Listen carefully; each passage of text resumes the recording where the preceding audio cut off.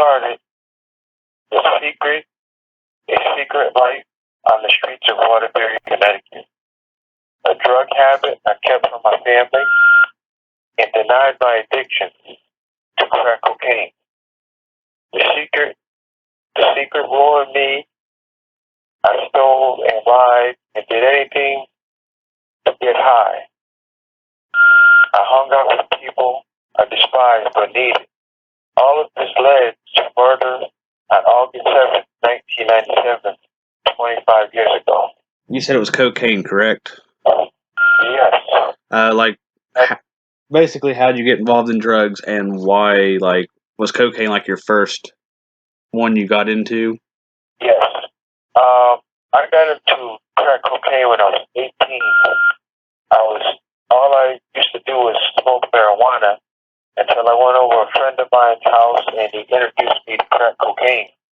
He told me to try this, and I tried the crack cocaine, and ever since I was 18, I was doing crack cocaine, and which led me to prison. My whole life is went down the drain because of crack cocaine. That was one of my favorite drugs. I tried my best to keep it away from my family, friends. I became homeless, and it was hard to hide. My family kind of knew what was going on with me, but they let me do what I wanted to do because I was going to do what I was going to do anyway.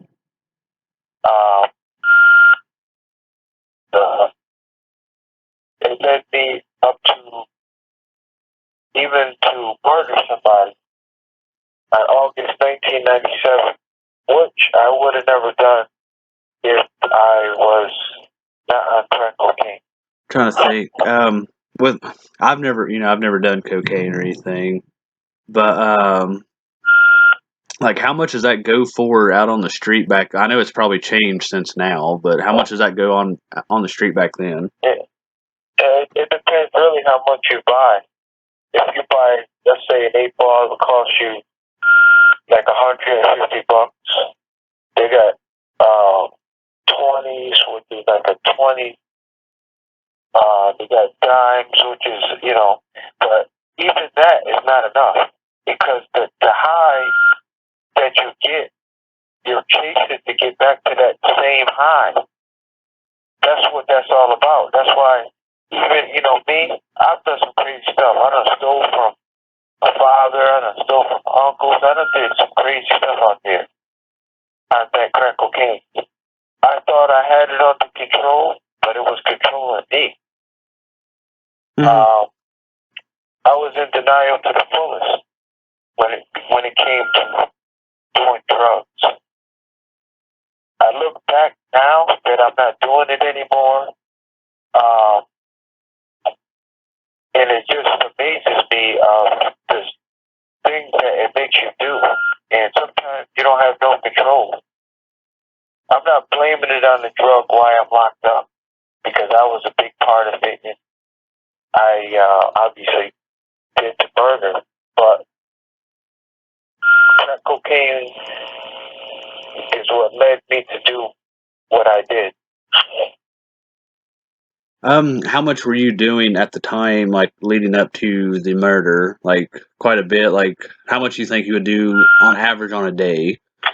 I spent in a day, I would just say I spent maybe every day about $500, and it would be money that I went and worked hard for. I went out there and I worked for a couple of weeks, couple of months, or I do little side jobs and I save up all my money and I go out there and first thing I do is buy crack. I don't do nothing else.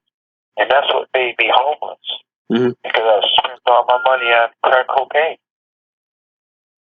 So you think with you being that, I guess with that high and stuff is what led up to your murder? Can you walk me through what transpired that?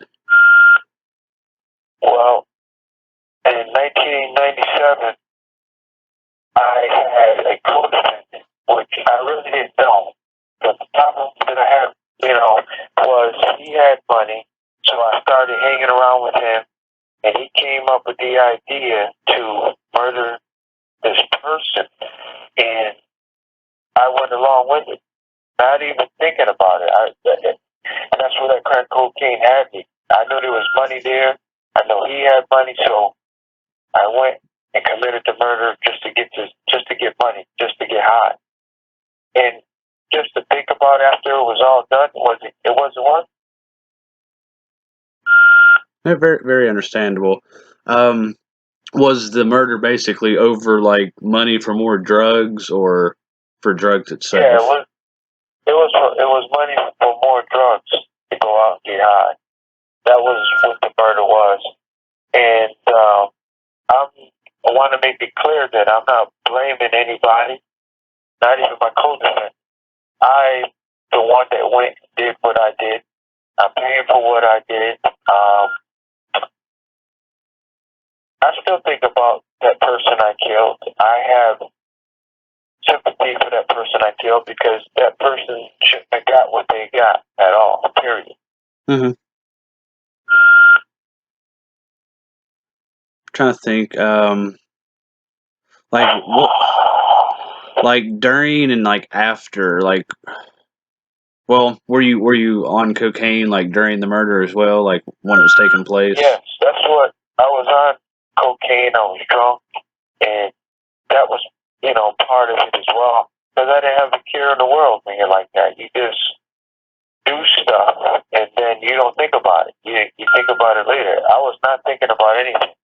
Okay, so Regardless to what the paper says or what people say, I wasn't in my right state of mind.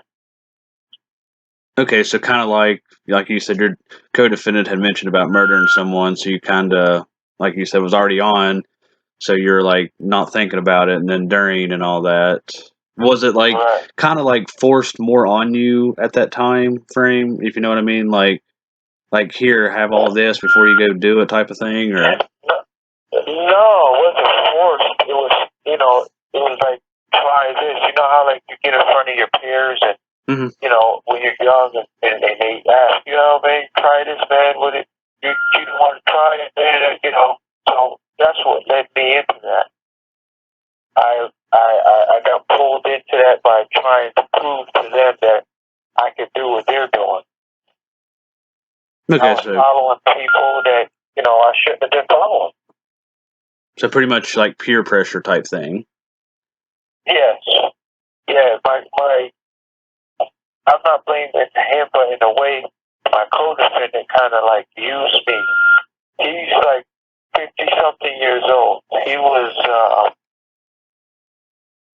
in trouble with the law way before I met him. I didn't even know him. I met him at a bar, and he likes to go cop crack cocaine, and I was going to get his crack cocaine because they wouldn't serve him because he was a white guy, and he didn't belong in the black neighborhoods. Every time they used to see him, they used to call him a cop.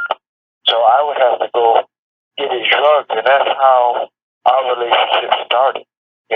Being his, and I started hanging around him, and one thing led to another.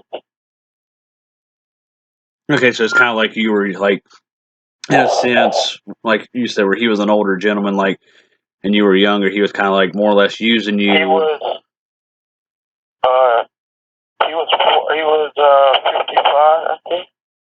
No, I don't remember. I don't remember his age, but he was older than me. He was definitely older than me. Okay, and I was only 23.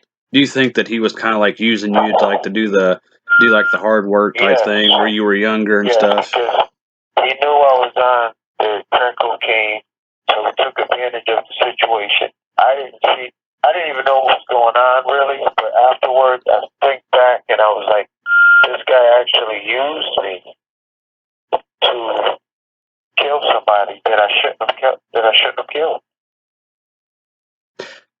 It's sad. You actually do see that a lot. You get somebody that's. Would you consider yourself, well, with being on cocaine and stuff? Do you consider like, if it wasn't for that, do you think you're a strong-minded person back then? that you would have been like able to see through, through his bullshit type stuff?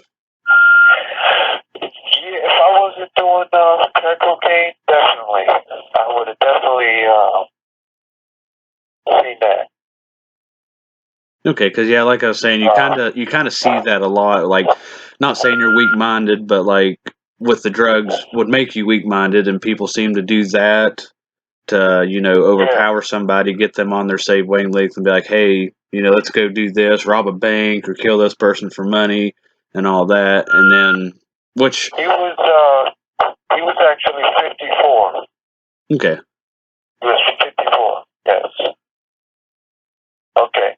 Did you think? Well, do you think that he felt that you were going to get all the heat of? He felt like I was going to get the whole charge. Period. Everything was going to fall on me. Okay, And so he didn't know. He didn't know that I went to when I went to the police station. I copped out to it because I did it. I'm not going to sit there and say I didn't do it. I copped out to it. okay, And, so kind of like we were saying, like used you for a crime and hoping that you would get the fall for it and be like scot free. right. Yeah, okay. Right. And the other thing was he was trying to get the insurance policy. Mm-hmm. Because it was his mother. So that's what another thing that was all about. He wanted the house, he wanted the insurance, and I didn't know anything about that till later. So there's a whole bunch of stuff behind it besides just me. Why he wanted this done, and I didn't even. I knew one part of it why he wanted it done, but the second part I didn't know. I didn't know that it was about insurance policy and all that stuff. Okay, speaking of that, like, what did you get out of it? Did you just get the money? Like, did you get the money that she had on her, or just drugs out of it? He went. He went to her. She had like a little nightgown on, which I thought, that's what people, older women wear when they go to sleep. She had a nightgown. He went up to her and ripped the pocket off his own mother, and took the money. And I snapped because she started calling me the N word, and I was already high and drunk, and I just flipped out. I just blacked out, and that was it. And I seen her, and I was just standing there, and I choked her, and I killed her. You have 1 minute left. After the murder occurred, we left the house, and we went to a bar, got drunk, went to a whorehouse / crack house, and got high for the night. We spent crazy money. My co-defendant stayed at the house, and he gave me a bunch of money, and I went out to go get some more crack cocaine. I took the car, and I went out to go get some more crack cocaine. And when I came back, we got high again, and we stayed there until the money was gone, till it was spent. After we left the house, with me being homeless, I had to go to the shelter. So I was staying at the shelter, and he went his way. Matter of fact, he went back to his mother's house. He stayed the night in the house because he told me that I'm going to go back to the house and call me tomorrow morning. So the next day, I come out of that day, I tried to call him, and nobody wanted to answer the phone.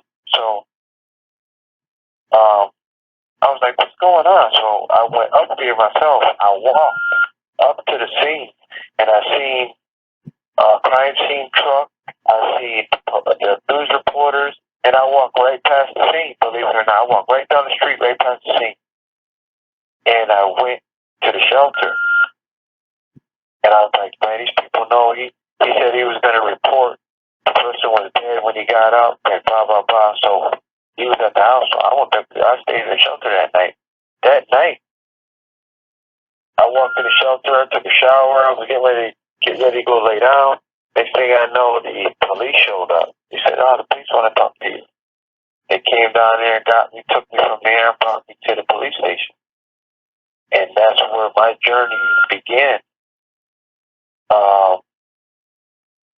I went to court. I got sentenced to 46 years. I done did now 25 off the 46. Got to do 21 more my time. And it's been a struggle because I've been doing it by myself for most of the time, and it was hard because I didn't have anybody. But I got people now, a little bit of people now in my life. You know, now that I'm about more than halfway into this thing, trying to get it done. But I can use all the support I get at this point. Because to do that journey by yourself, 25 years, that was tough. I don't know how I did it. People ask me, how do you do it? You know, how do you stay sane and do it for 25 years and deal with this situation? And sometimes you just got to block it out. Sometimes it comes back and you can't block it out. That wall you're trying to put up, you just can't. Sometimes that wall falls and reality sets in, and then you start going through stuff. Thinking people don't care about you, nobody wants to talk to you, and it's just crazy. Even right now, I would like people in my life, but it's hard to even try to talk to people when you've been isolated so long without talking to people for 25 years. I've talked to a little bit of my family, but even talking to them is kind of hard because I really don't know them like I should.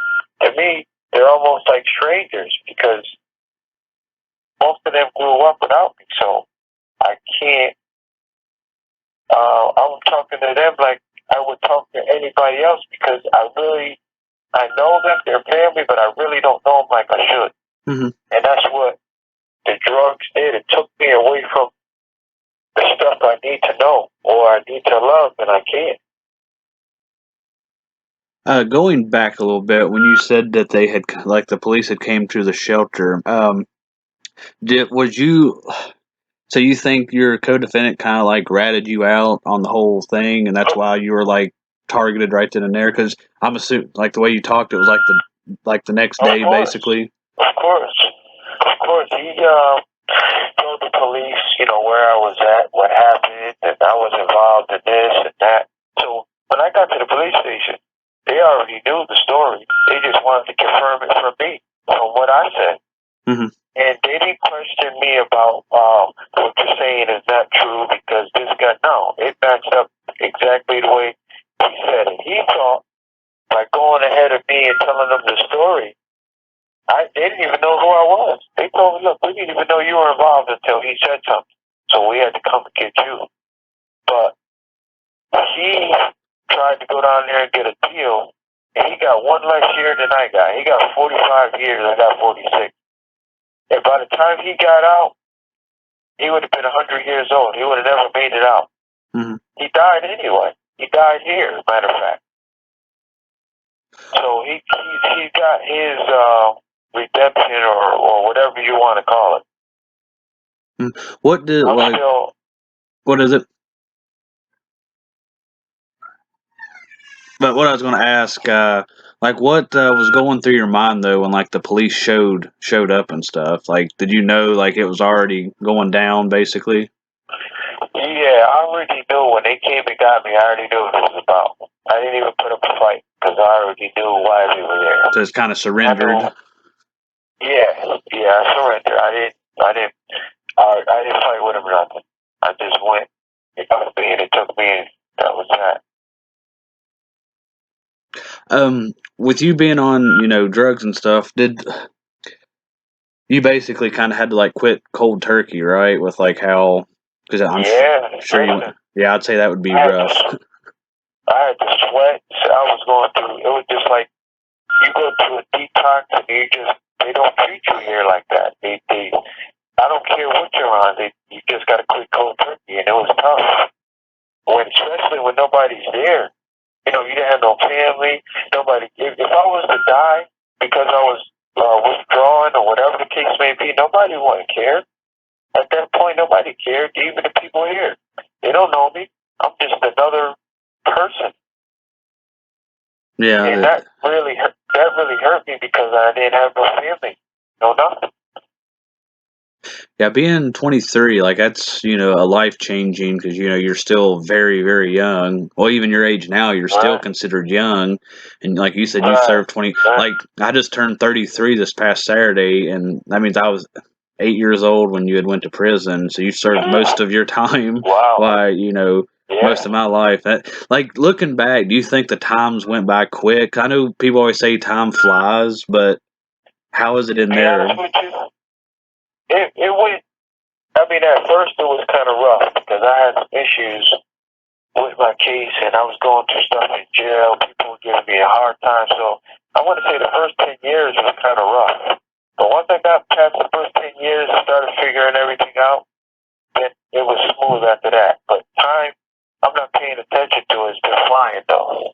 To be honest with you, it's been going. So it's kind of like basically like anything else. Once you get a routine down, you're good to go.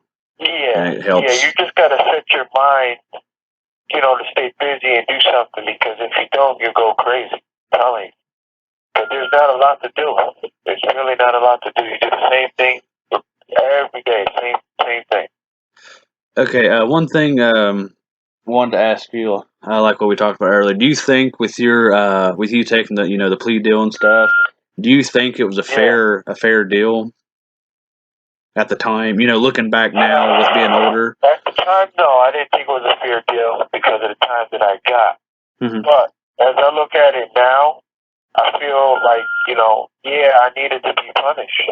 I definitely need to be punished for that, and I needed to do my time. And I don't feel now that, I didn't deserve it because I did, but I believe it was too much time that they gave me. I've learned my lesson now. I've been in 25 years. If I didn't learn for 25 years, then there's something wrong with me. Oh yeah. Also as well, when I wanted to add, crap, sorry, just kind of lost a train of thought. But where you had mentioned the first interview that we done, where you said that you're surprised you didn't die on the streets. Do you, in a weird way, do you think that this, in a way, saved you from possibly dying out on the street? Oh yeah, definitely. This was the best thing, honestly, that happened to me. If it didn't, I'm telling you, if this didn't happen to me, I would have been dead. There's no doubt about it. There's no doubt in my mind. I would have been dead. They would have been looking at me in their obituary.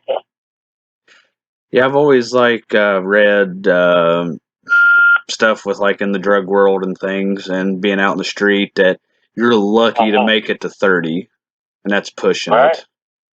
And I'm lucky. This place kind of, saved me. In a way, it did some justice for me. It helped me out to stay off the street, not be killed, but at the same time, it's struggling. It's not easy as people think at all. But I'm going to address the people with the information now. Okay. If anyone would like to get in touch with me, they can find me on Facebook. But if you want to contact me directly in prison, go to SecurisTech.net and sign up for messaging, which is like email. I have a tablet in my cell and can respond every day. My name is Earl Gladding, and my inmate number is 234652. You can also write me a letter at McDougal CI, 1153 East Street South, Suffield, Connecticut, 06080. If you want, I can even call you. Thank you.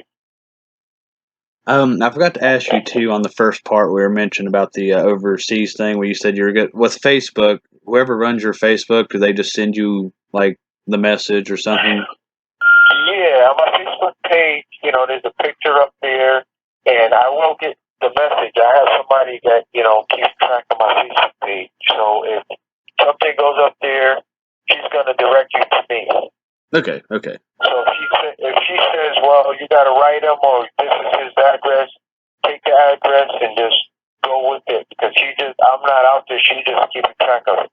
Okay, so like if somebody said, hey, I want to, then she'll like send you an email, or like say you call her on the phone, she's like, hey, this person's going to send you an email, an e-message, or a phone call, Right. or a letter. I mean, right. And okay, all that information also is on my Facebook page if they want to look at it. I have all that stuff up there if they want to contact me too. Okay, yeah, I'll put it in the description when I release these as well, so people can see it there as well. I don't know if you have a picture, but I have a picture up there. Okay, I will try to. I'll look for the Facebook as well, and I'll. You have 1 minute left. But I'll drop the link in the description so people can just go straight there to it. Okay, cool. Okay, that was the part 2 of the interview with convicted murderer Earl Gladding. Part 3, like I said in the previous episode, will focus on his time in prison, like some stories and stuff like that. So I really look forward to that. I want to apologize if you guys hear any bangs in the beginning. Me and him spoke on the phone. I can't remember. Probably the first couple minutes, there was like loud bangs from a neighbor. I don't know if they were shooting a gun, setting off fireworks, or what. So if you happen to hear that in the background, I apologize for that. Because it was pretty loud. Like it sounded like a cannon going off, but it happened like 6 times. It's dark, so I don't know what they're doing. Unless, like I said, it was fireworks. When I looked outside earlier, I didn't see nothing, so hard to tell. But like I said, follow us on Instagram, Killers Crossbase, our Facebook page. We got a group. Leave a review. Like I said, I'll drop off his information in the first part and this part as well, so you guys can reach out to him. Like I said, next week we'll be talking. Well, when this third part episode comes out, because I'll be talking to him next week. But when it finally drops, which will be at the end of September, like I said, it'll be about his time in prison. He's shared a little bit, because we've talked, off the record and stuff a lot, and he's had some really interesting experiences in prison. Not good experiences either, especially what he was talking about earlier today when I talked to him. But I thank you all for tuning in, and we'll see you on the next episode.